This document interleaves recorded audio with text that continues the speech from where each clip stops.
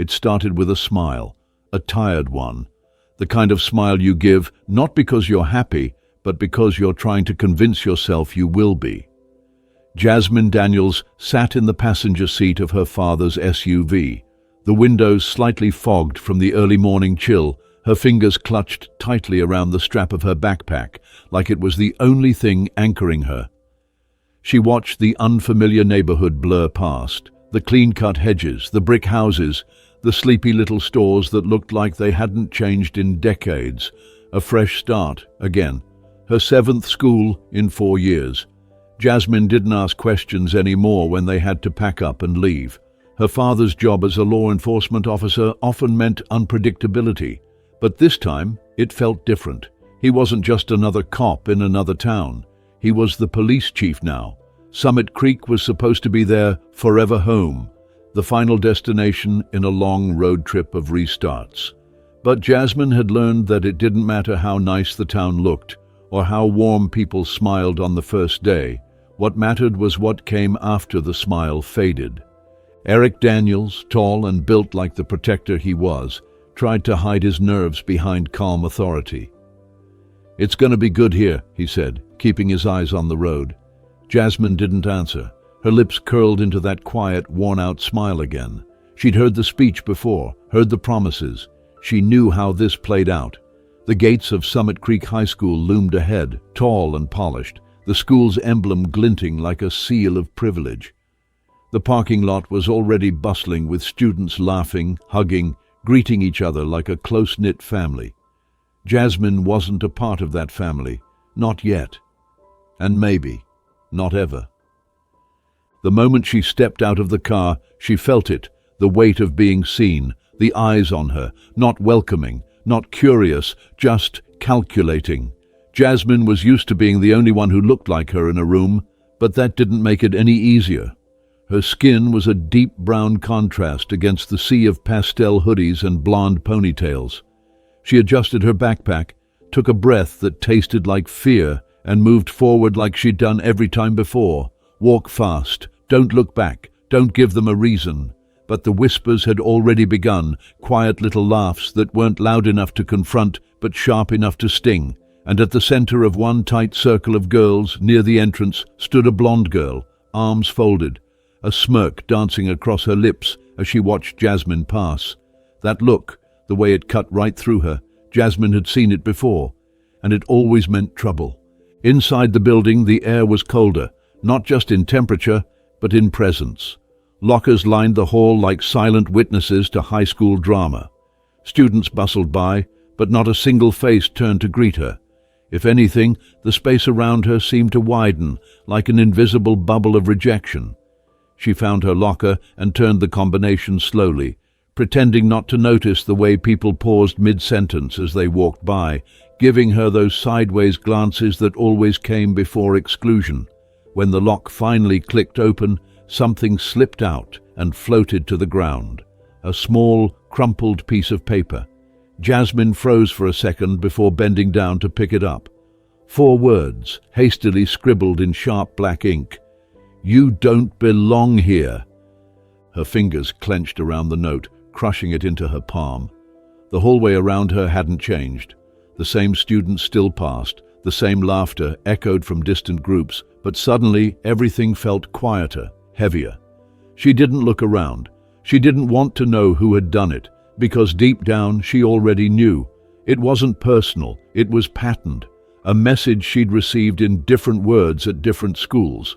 But this one hit harder, because for the first time, Jasmine had allowed herself to hope that maybe, just maybe, this town would be different. She walked to class without a word, sat down in the back row, took out her notebook with trembling fingers, and forced herself to breathe normally. But inside, something was already cracking. By the time lunch rolled around, Jasmine had memorized the map of the school, not just physically but socially. The jocks sat near the vending machines. The art kids clustered by the window. The rich, popular girls dominated the center like it was a throne room. And in the middle of it all was her, Taylor Grant. Perfect blonde waves, manicured nails, and a stare so sharp it could cut glass. Taylor wasn't just popular, she ruled. Jasmine saw the way people moved when she entered a room, how even teachers gave her slack, how other students faked smiles in her presence. She didn't need to raise her voice to command attention. She had inherited it, from wealth, from her family, from a last name that opened doors. And now Taylor had seen Jasmine. It started with small things. A loud laugh when Jasmine answered a question in class. A glance exchanged between Taylor and her group every time Jasmine walked by. The next day, someone knocked Jasmine's books out of her hands in the hallway. Nobody claimed it. Nobody helped her pick them up. She was starting to feel it again, that slow, creeping dread that came with being targeted. Only this time there was something more, an edge. This wasn't just about being new. This was about being black in a school that didn't look like her, a school where privilege wore a smile and racism wore perfume. Taylor watched it all unfold with smug amusement. She never had to get her hands dirty. Her circle of copycats did that for her. A shoulder bump here, a nasty whisper there. Every move was deliberate, rehearsed, and perfectly timed to make Jasmine feel alone, isolated, unwelcome, and it worked. Each day Jasmine spoke less, laughed less, became a shadow in the very halls where she was supposed to learn and grow. But Taylor wasn't satisfied yet, because Jasmine didn't cry. She didn't run. She didn't give her the reaction she wanted, and that made her dangerous. It made her a challenge, and Taylor Grant didn't like challenges. What Taylor didn't know, what nobody at Summit Creek knew, was that Jasmine wasn't as alone as they thought. Her father didn't just wear a badge. He carried justice in his blood. And the storm was coming. It was Friday. Jasmine had barely survived the week. She'd gotten used to the whispers by then, to the little notes stuffed in her locker, to the strategic shoulder bumps that sent her books flying every other morning. She'd trained herself to keep her head down, to keep walking no matter how hard her heart was pounding. But today felt different. There was a weird silence when she entered the hallway, like something was about to happen. The kind of stillness just before a storm hits. She felt it in the air, a tension pressing against her skin like static. The looks weren't just glances anymore, they were expectant, watching, waiting. It didn't take long to find out why. Lunchtime came, and Jasmine moved through the cafeteria like always, quietly, invisibly, trying to find a corner where no one would notice her. She clutched her tray, a pathetic scoop of mashed potatoes and some overcooked vegetables, and made her way to a back table near the windows. It was her safe spot, or at least it used to be. Just as she lowered herself into the seat, a shadow fell over her tray. A voice, sweet as honey but sharp as broken glass, sliced through the background noise. "Mind if I sit here?" It was Taylor, standing right there in front of her with her polished crew of followers lined up behind her like soldiers. Jasmine looked up slowly, forcing her heart to stay steady, her hands to stop trembling. "There's other tables," she said, her voice quiet but steady. Taylor tilted her head, smiling like a cat playing with a trapped bird. "I know," she said, "but I prefer this spot. Problem is, I don't think it's the right place for someone like you." Before Jasmine could respond, Taylor reached out, grabbed her lunch tray, and without so much as blinking, dropped it to the floor with a loud crash. Food splattered across the tile. Silence fell like a curtain across the entire room. Trays paused mid-air. Conversations halted mid-sentence. Dozens of eyes turned toward the commotion, and all Jasmine could feel was the boiling heat rising in her cheeks and the cold pit forming in her stomach. She didn't move. She didn't even breathe. Somewhere a laugh escaped, then another, and then the dam broke. The cafeteria filled with giggles and whispers, like a wave of humiliation crashing down on her head. Taylor just stood there, arms folded, her face the picture of smug satisfaction. Then came the voice, a sharp, authoritative tone that cut through the laughter like a knife. "What's going on here?" Assistant Principal Marks stepped into the scene, her face unreadable as she looked between Jasmine and Taylor. For a moment, Jasmine thought this might be it, that someone might actually stand up for her, that maybe, finally, justice would speak louder than money.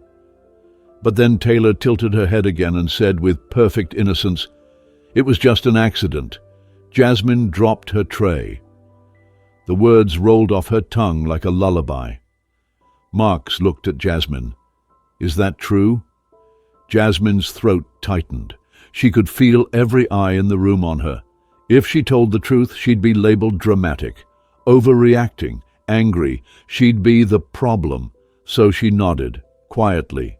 "Yes, ma'am, it was just an accident." And just like that, it was over. Marks nodded and walked off. Taylor smirked one more time before sauntering away, her heels clicking with victory. Jasmine crouched to pick up her tray, trembling hands scooping mashed potatoes back into the mess of plastic and metal. Her fingers were sticky, her vision blurred. She wanted to scream, but her voice had been stolen. That night, the silence in the house was deafening. Jasmine didn't speak a word during dinner. She didn't even touch her food. Her father, Eric, noticed. Of course he did. He always noticed. After dishes were washed and the lights were low, he knocked softly on her door. She didn't answer, but he came in anyway, sat at the edge of her bed, hands resting on his knees, waiting like only a father who spent years listening in silence could. "Jas," he said, his voice warm but firm. "Talk to me." And the dam finally broke. She told him everything, the stairs, the whispers, the notes, the cafeteria, Taylor, every detail spilled out in a flood of pain and anger and fear. She admitted she was scared to say anything because Taylor's family was powerful, because the school wouldn't believe her, because being black in a white school meant that, even when you were right, you were still somehow seen as wrong. Eric didn't interrupt, not once. He listened, and when she finished, when the tears finally slowed, he took her hand in his and said, "No one does this to my daughter," and walks away like it's nothing. But Jasmine pulled away. "Dad, you don't understand. If you go to the school, it'll only get worse. They'll call me weak. They'll say I can't fight my own battles." Eric looked her dead in the eye, and in that moment she saw something that made her heart pause. An anger so fierce it looked like fire, but beneath it, a love even fiercer. "Jasmine," he said slowly, "you are not weak. And you should never have to fight battles like this alone. That's what I'm here for. I'm not just your dad. I'm the police chief of this town, and I'm going to remind that school what justice looks like." The next morning, Jasmine barely spoke during the car ride. Her nerves were rattling, her fingers fidgeting with the zipper of her backpack, her mind screaming 1,000 what-ifs. But beside her, her father sat tall in his police uniform, eyes steady on the road, exuding a calm determination that somehow kept her from falling apart completely. When they pulled into the school parking lot and stepped out of the vehicle, heads turned, students stared, teachers paused. Because the man walking beside Jasmine wasn't just some angry parent, he was the chief, and the moment his boots hit the school's main hallway, everyone knew this wasn't going to be handled behind closed doors. They walked straight to the front office. Principal Wallace, already alerted to his arrival, looked rattled behind his desk. Taylor's parents were there too, her father, a prominent real estate mogul in the town, and her mother, decked in pearls and quiet entitlement. The tension in the room was suffocating. Wallace tried to keep it professional, but his eyes darted nervously between Eric and the Brookses. Taylor sat between them, smug at first, until Eric began to speak. He didn't raise his voice. He didn't need to. Every word landed like thunder. He spoke of bullying, of racism, of schools that sweep these things under the rug to protect reputations. He brought up the legal consequences of hate-fueled harassment, the way silence makes them complicit. Taylor's parents fidgeted. Wallace stammered. "And Taylor?" For the first time, her smirk was gone. She didn't look so untouchable anymore. When Eric finished, he stood tall, looked each adult in the room in the eye, and said, "If this school won't protect my daughter, I will. And if it happens again, we won't be having a meeting. We'll be having a lawsuit." Silence, heavy, long, and absolutely final. Jasmine stood beside him, her heart pounding, Not from fear, but from something else, something new, pride, not just in her father, but in herself. Because finally, she wasn't alone in the fight. And that changed everything. The next day arrived with a strange energy. The sun rose over Summit Creek like it always did, casting warm light over sidewalks and storefronts, but for Jasmine, nothing felt ordinary. Everything had changed. Her father's visit to the school the day before was still echoing through the halls. Students whispered about it between classes, teachers looked more cautious when speaking to her, and even the front office staff seemed more alert, more careful. Word had spread fast. The new girl's dad wasn't just some concerned parent, he was Chief Daniels, and he wasn't playing games. But Jasmine still felt the heaviness in her chest as she walked through the front doors that morning. She knew how these things usually went. Public attention faded, people moved on, and bullies found new ways to strike. She kept her backpack close, her eyes forward. She didn't want anyone to think she was scared, but truth be told, she was. Not of Taylor's words or her crew's mockery, but of what might come next. The silence, the subtle digs, the loneliness that crept back in when the headlines disappeared. She took a deep breath, braced herself for the stares. Except something strange happened. They weren't stares of mockery anymore. They were different. A few people actually nodded at her. A classmate smiled, almost shyly. Another kid held the door open for her, looking a little awkward, like he didn't know what to say, but wanted to say something. Jasmine walked slowly to her locker, heart pounding for a different reason now. It was subtle, barely noticeable unless you'd lived through isolation like she had, but the air had shifted. Something about her standing there didn't scream target anymore. It whispered strength. And people noticed. Taylor, of course, noticed too. She sat at her usual table in the cafeteria with her usual group, but there was something off. Her laugh was forced. Her voice louder than normal, like she was trying too hard to remind everyone she was still in control. But her friends weren't really listening. They nodded, sure. They laughed when they were supposed to. But there was a hesitation now, a stiffness in their posture. They glanced at Jasmine when they thought Taylor wasn't looking, and Taylor felt it. That power she used to carry so effortlessly, it was slipping. Lunchtime brought the tension to a boil. Jasmine had barely sat down when she noticed Taylor approaching. Same strut, same heels, same icy smile. But this time, the whole cafeteria watched with a different kind of anticipation.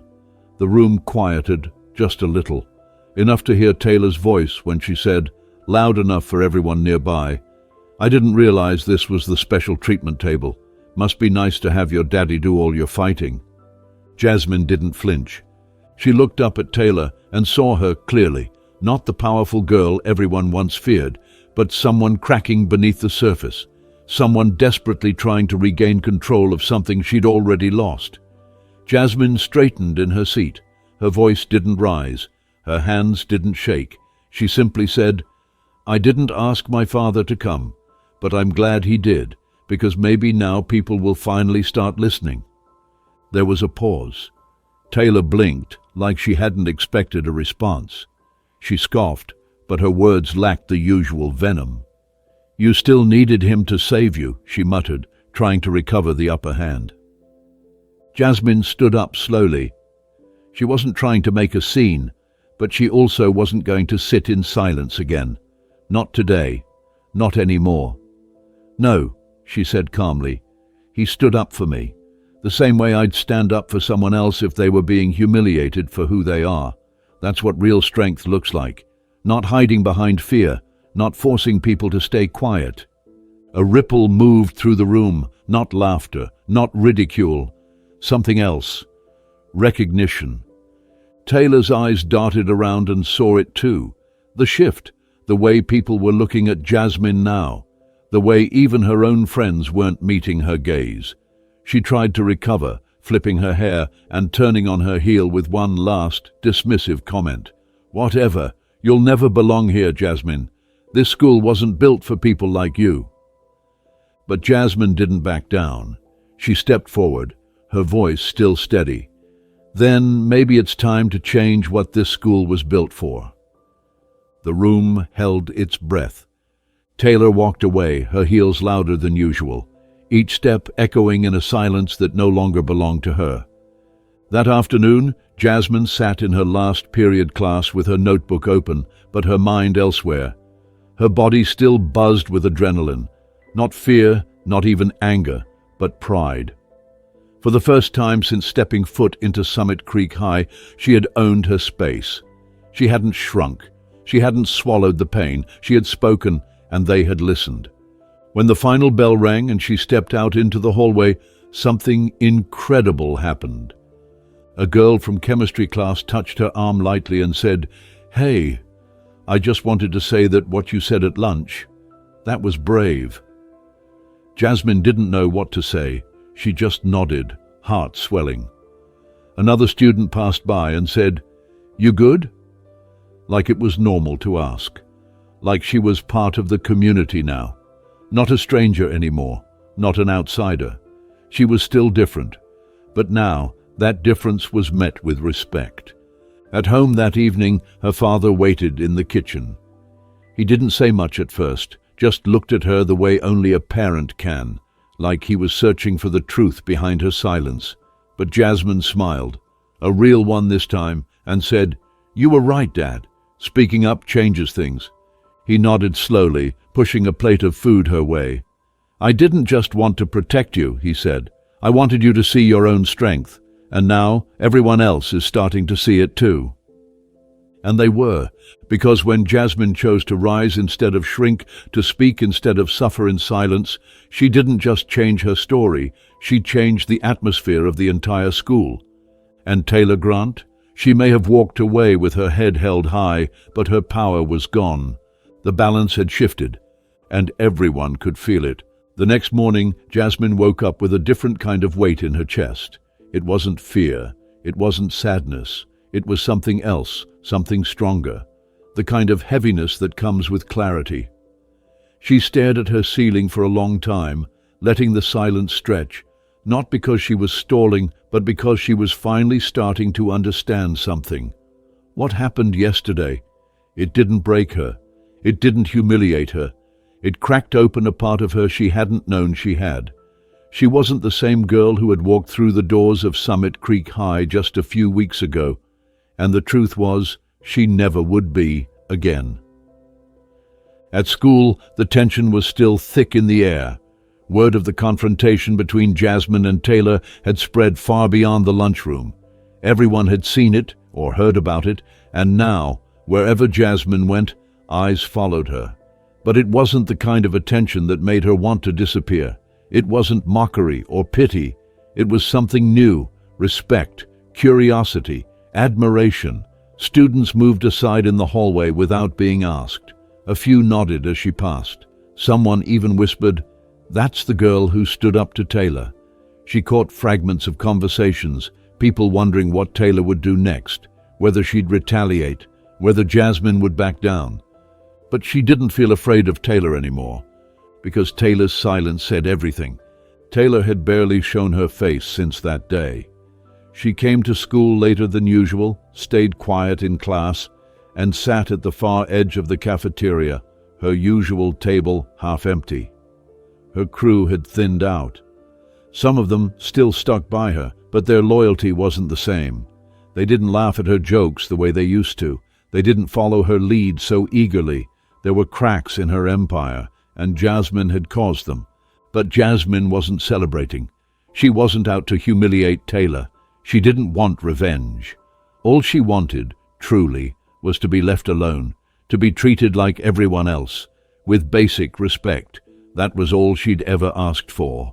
But now that the balance had shifted, something deeper was happening. She started noticing other students who had also once sat alone, who had once looked like they were trying not to be seen. And something in Jasmine began to stir. A question. Maybe if she could stand up for herself, she could help others find the courage to do the same.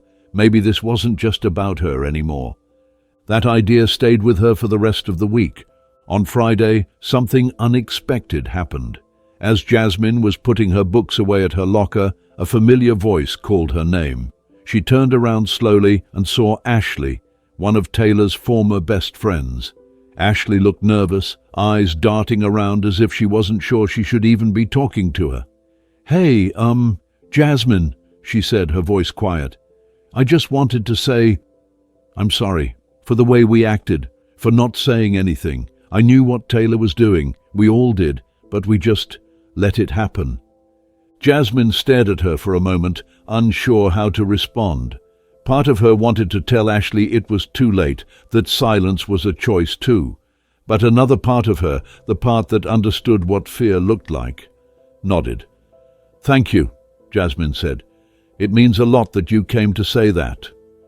Ashley looked relieved, like she'd been holding her breath for weeks. "You're brave, you know. Way braver than the rest of us." Jasmine gave a small smile, not because she wanted to be praised, but because for once someone saw her clearly. Not as a victim, not as an outsider, but as someone who had fought back. By the time the final bell rang, the entire atmosphere of Summit Creek High had changed. The halls weren't ruled by fear anymore.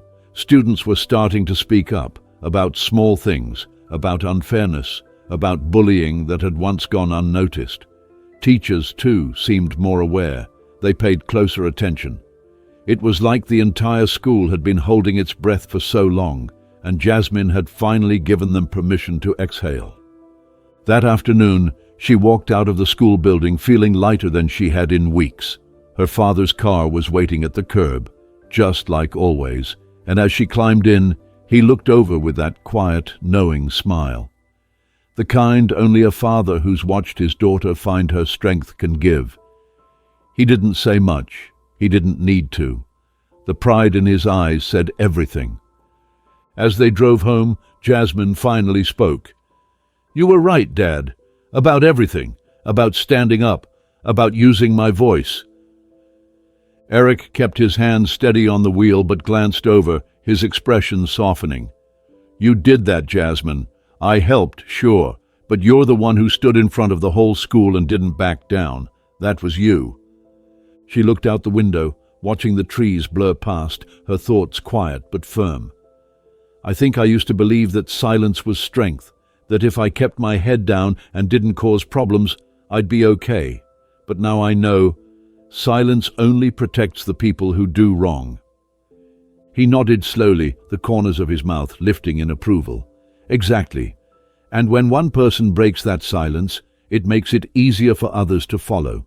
That's leadership. That's courage."